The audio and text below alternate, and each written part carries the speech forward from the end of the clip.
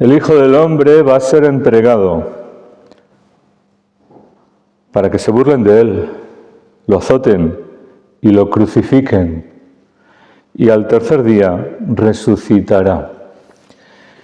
El Señor Jesús, camino de Jerusalén, y sabiendo lo que venía, les quiere preparar a los discípulos, ¿verdad? Y sabemos que hace 3 anuncios de su pasión. Sin embargo, por la reacción de ellos, vemos que no han entendido lo que el Señor les está diciendo. Aunque se lo repite, no les entra.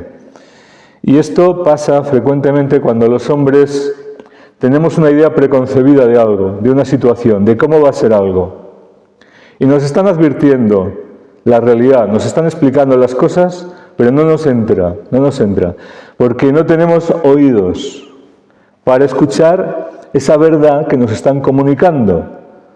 Es decir, nuestro filtro, nuestra mente no está preparada porque está obstruido el filtro. Tenemos otros criterios por delante y aquellos no entran. Aunque nos lo repitan, no entra. Y claro, esto es trágico cuando las situaciones son importantes, cuando el conocimiento que nos ofrecen es decisivo, es importante, y no estamos entendiéndolo, porque no escuchamos. Esta es la realidad, no escuchamos. Oímos, pero no escuchamos, no entra. Y claro, si esto ante situaciones importantes puede ser trágico, cuando tratamos con la palabra de Dios, aquí se trata de eso, la verdad, Cristo está comunicando, explicando toda la verdad, todo lo que iba a suceder, para preparar los corazones de los discípulos para ese momento. Si ante la palabra de Dios no escuchamos, no puede producir el fruto que tenía que producir. No puede transformarnos como el Señor querría. Y seguimos en nuestra ignorancia, en nuestra ceguera, seguimos sin poder aprovechar lo que la palabra de Dios quería hacer en nuestra vida. Y esto les ocurrió a estos primeros discípulos, y lo sabemos. No solo acerca de la resurrección, cuando en la transfiguración se preguntaban entre ellos, habían oído eso de resucitar de entre los muertos, y discutían entre ellos, ¿y qué será eso? ¿Y qué querrá decir? Les desconcertaba, ¿verdad? Pero es que aquí, cuando el Señor advierte que va a ser entregado, será condenado a muerte, será entregado a los gentiles, y que se burlarán de él. Bueno, ya empezando con que va a ser entregado, eso ya les descoloca, ¿verdad? Cuando algo no nos encaja, muchas veces lo queremos negar. Es decir, no aceptamos esa realidad, nos supera. Y como nos supera o no nos gusta, la negamos, no entramos por ahí. Como que no nos hemos enterado. Seguimos con nuestra vida sin tomar en serio la advertencia, la información necesaria que nos están ofreciendo. En el caso de la palabra de Dios y de lo que le iba a suceder a Jesucristo, necesario para nuestra salvación, profetizado por todos los profetas, la ley en el Antiguo Testamento. Sin embargo, la mente de estos discípulos estaba embotada, no podían aceptar eso y simplemente no les entra. Pero es que no es solo que será entregado, sino que se burlarían de él. Y claro, esto a nadie le resulta agradable, porque que se iban a burlar del Señor, del Maestro, para un discípulo, lógicamente sería algo pues, más desagradable, más incómodo, más serio que si se burlasen de ellos mismos. Y a nadie le gusta que se burle de él, ¿verdad? No queremos pasar por esa experiencia. Es dolorosa, es desagradable. Y todo esto les supera. Pero es que no solo que se burlarían de él, entregado, burlado, sino que lo azotarían. No estaban preparados para esto. Es decir, en su mente no estaba este escenario. Que lo azotarían y que lo crucificarían. como a los peores criminales.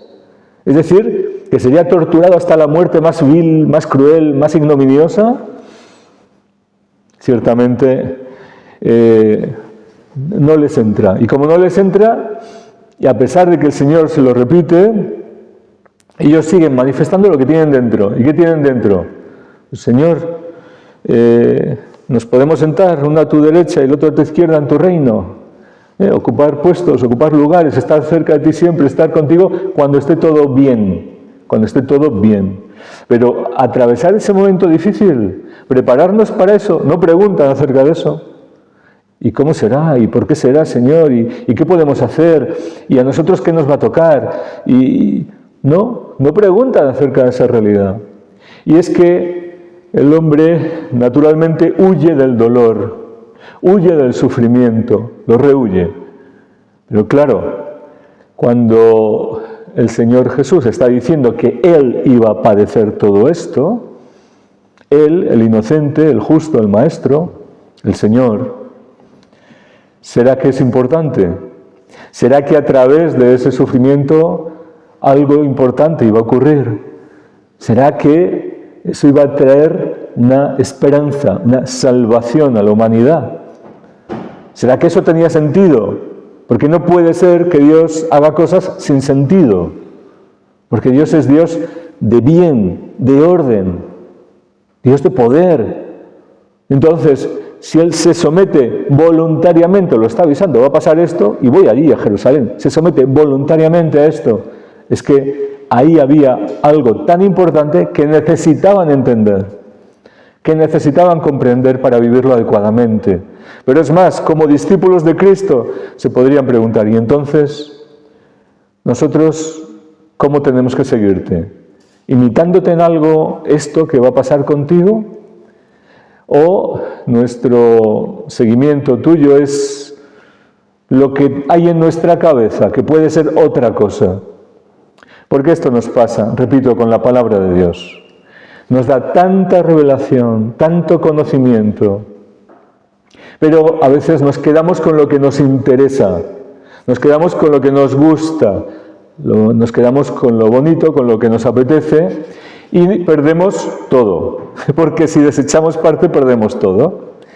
Y la clave aquí es la que dice el Señor: el Hijo del Hombre no ha venido a ser servido, sino a servir y a dar su vida en rescate por muchos. Es decir, entrar en la palabra de Dios es entrar en la mente de Dios. Y Dios es amor. Y porque ama, sirve. Y porque ama, sufre. Experimenta el rechazo, cuando se rechaza el amor, y sufre porque no se echa atrás en su amor. Sigue amando a aquel que lo rechaza. Sigue amando al hombre pecador, aunque esté contra él. Y esto con todas las consecuencias. El discípulo de Cristo no puede seguir otro camino, sino este del amor, del servicio y de servir por amor y sufrir por amor, con un sentido redentor, pero también, en primer lugar, con un sentido de purificación de uno mismo. Porque Cristo no necesitaba morir por Él, sino por nosotros.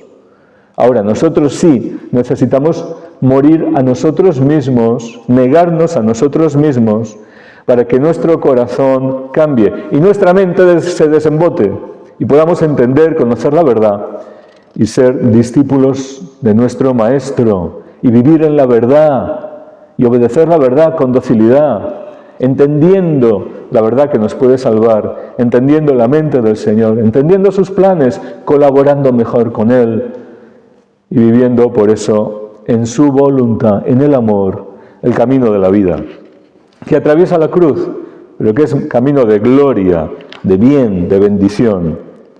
Así sea.